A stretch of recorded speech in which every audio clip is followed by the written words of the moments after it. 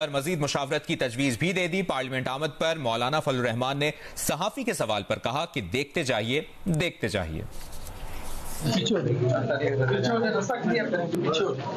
مولانا صاحب آپ جمہوریت کے ساتھ کھڑے ہیں یا حکومت کے ساتھ؟ میں آپ کے ساتھ کھڑا ہوں۔ آپ راضی ہو گئے ہیں؟ ووٹ دے رہے ہیں آپ کے سامنے دے رہا ہوں۔ آپ ووٹ دے رہے ہیں؟ آپ کے ساتھ کیا خوشخبری ہوگی؟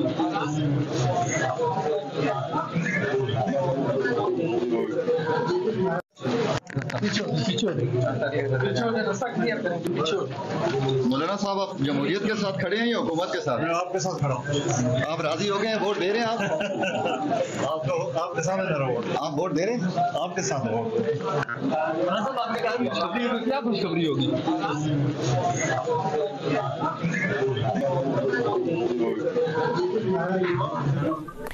اور ذرائع کے مطابق اپوزیشن جماعتوں نے آئینی عدالت کے معاملے پر حکومت کو مشروط حمایت کا یقین دلا دیا ہے۔ اس بارے میں تفصیل کے لیے بات کریں گے نمائندہ جیو نیوز حیدر شیرازی سے۔ حیدر، بتائے گا کیا موقف ہے اپوزیشن رہنماؤں کا؟ جی، پارلیمان کی خصوصی کمیٹی کا اجلاس اس وقت پارلیمنٹ ہاؤس میں سید خورشید شاہ کی زیر صدارت جاری ہے، جس میں مولانا فضل الرحمان اور بلاول بھٹو زرداری سمیت بیرسٹر گور اور اپوزیشن کی جماعتوں کے رہنما شریک ہیں۔ اس میں اپوزیشن جماعتوں کی جانب سے سب سے پہلے ان تحفظات کا اظہار کیا گیا کہ اس جو آئینی ترامیم سے متعلق بل لائے جا رہے ہیں، یہ اس کا مسودہ ہمیں نہیں دکھایا گیا، تو اس پر سب سے پہلے تو ہمیں اس کی تفصیلات سے آگاہ کیا جائے، کیونکہ ایک طرف آئینی پیکج کی بات کی جا رہی ہے تو اپوزیشن کی بڑی جماعتوں کو ابھی تک اس آئینی پیکج کی تفصیلات کا علم نہیں۔ اس کے بعد انہوں نے ہمارے ذرائع یہ بتا رہے ہیں کہ اپوزیشن جماعتوں کی جانب سے یہ کہا گیا کہ ہم آئینی عدالت سے متعلق مشروط حمایت کر سکتے ہیں، لیکن اس کے لیے کم سے کم پارلیمان میں بحث ہونی چاہیے، معاملہ کمیٹی میں آئے جس میں اپوزیشن جماعتوں کی جانب سے ریکمنڈیشن بھی دی جائیں۔ یاد رہے مولانا فضل الرحمان نے گزشتہ شب پاکستان تحریک انصاف کی قیادت سے ملاقات کی تھی۔ جب پاکستان تحریک انصاف کی قیادت مولانا فضل الرحمان کے گھر گئی تھی تو اس پر مولانا فضل الرحمان نے انہیں یہ رائے دی تھی کہ آپ بھی اپنا انپٹ دیں، آپ بھی اپنے تجاویز دیں تاکہ متفقہ طور پر کوئی بھی معاملات آگے بڑھایا جائے تو بڑھا سکتے ہیں۔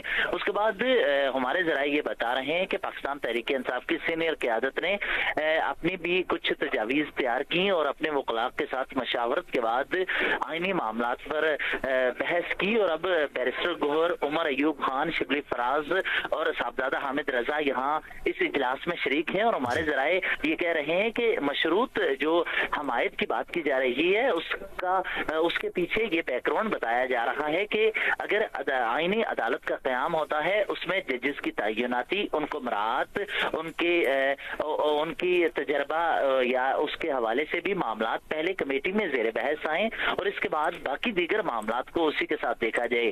سپریم کورٹ اور آئینی عدالت کے درمیان جو معاملات ہوں گے تو اس دوران کیسز کون سے آئینی عدالت میں جائیں گے، اس حوالے سے قانون سازی کے دیگر جو پیچیدہ معاملات ہیں اس کو پہلے کمیٹی میں لایا جائے، اپوزیشن کے ساتھ کھلے دل کے ساتھ مشاورت کی جائے اور اپوزیشن کو بھی اس مشاورتی عمل اور آئینی ترامیم کے حوالے سے اعتماد میں لیا جائے، جس کے بعد ہی اپوزیشن اس کی حمایت کر سکتی ہے۔ یاد رہے اس کمیٹی میٹنگ میں گزشتہ روز بھی ایک ذکر ہوا کہ تمام سیاسی جماعتوں کی جانب سے اس سے قبل ایک مرتبہ ہی نہیں بلکہ متعدد مرتبہ آئینی عدالت کے قیام کی بات کی گئی، اور آئینی عدالت کے قیام کے حوالے سے آج حکومتی نمائندوں کی جانب سے یہ یاد دہانی کروائی گئی کہ بانی پی ٹی آئی بھی آئینی عدالت کے قیام کے حوالے سے کہہ چکے ہیں کہ آئینی عدالت کا قیام ہونا چاہیے کہ موجودہ سپریم کورٹ پر مختلف کیسز کا بہت زیادہ برڈن ہے، اور دوسرا یہ کہ ایسے کیسز وقت بہت زیادہ لیتے ہیں، تو اسی